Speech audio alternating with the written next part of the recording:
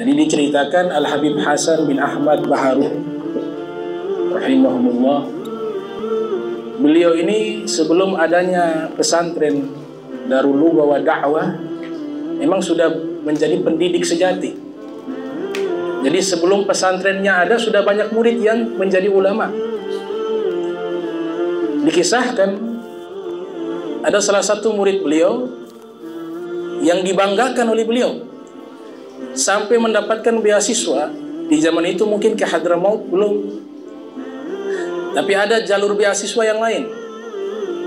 Sampai sang murid ini punya prestasi menjadi murid terbaik, mumtaz atau cum laude kalau bahasa beliau, mendapatkan gelar doktor di kharijul bilad, di luar negeri. Ketika sang murid pulang ke Indonesia, maka Abuya Al-Habib Hasan Baharun bahagia. Ini murid berhasil. Maka dibuatlah acara penyambutan, yang dimana di acara tersebut diundang sang murid sebagai penceramah tunggal. Al-Habib Hasan Baharun datang sebagai tamu. Beliau rela datang, ingin melihat sang murid yang sukses. Berangkatlah, kalau tidak salah dulu acaranya di Surabaya. Beliau di Bangil. Sampai di tempat acara, ini sang murid dengan angkuhnya, dia tidak menyapa sang guru.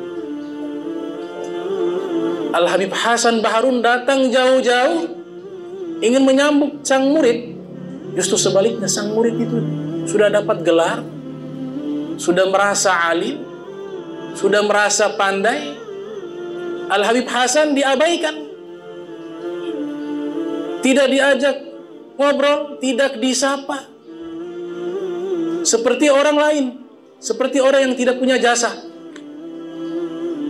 Maka dia ceramah, Al-Habib Hasan menangis, tahan tangisan. Sampai selesai acara, dia tinggalkan Habib Hasan tanpa disapa, tanpa diucapkan salam, pergi dengan angkuhnya, dengan gelar yang ia miliki. Maka sang supir yang membawa Habib Hasan itu mengatakan, dia lihat dari kaca spion, tapi tidak berani bertanya karena dilihat Habib Hasan menangis pada waktu itu sepanjang perjalanan. Menangis, hatinya tersakiti. Maka waktu berjalan tidak lama, saya tidak tahu tepatnya berapa lama. Biasa di depan jalan tol itu ada pedagang asongan. Ada tahu-tahu kecil itu dibawa dengan kayu, diikat. Ternyata diketuk jendela mobilnya Habib Hasan. Habib Hasan buka karena ingin membeli, biasanya juga sekaligus membantu.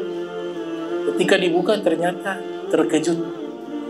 Itulah sang murid yang doktor, jadi pedagang tahu. Dia lihat Habib Hasan, dia lari. Habib Hasan mengatakan kepada sopir, ayo kita kejar itu, turun kejar. Habib Hasan pun keluar dari mobilnya mengejar. Sampai satu tempat, masuk di sebuah gubuk. Masuk ini sang murid yang doktor dengan tahunya, ia masuk. Habib Hasan menghampiri sang murid, bertanya kepadanya. Dia minta maaf.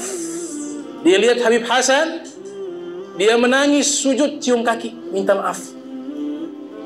Habib Hasan mengatakan, kenapa engkau jadi seperti ini? Bukankah engkau sudah sukses? Jadi Habib Hasan punya sifat pemaaf. Sudah dilupakan itu kejadian lalu, tapi Allah tidak pernah lupa atas kezaliman seseorang. Dia katakan, saya minta maaf wahai Abuya, saya selesai acara di malam di saat saya bertemu dengan engkau dan saya su'ul adab kepada engkau. Pulang dari acara tersebut, sampai di rumah saya tidur. Di saat saya tidur, saya bangun, saya merasakan seperti ada memori saya dicabut. yang luar biasa. Baca Al-Quran saya tidak bisa pada waktu itu.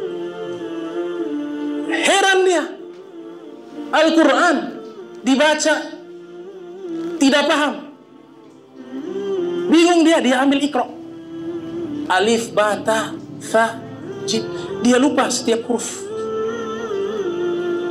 Kenapa? Allah cabut. Mudah bagi Allah mencabut ilmu, dan mudah bagi Allah memberikan ilmu.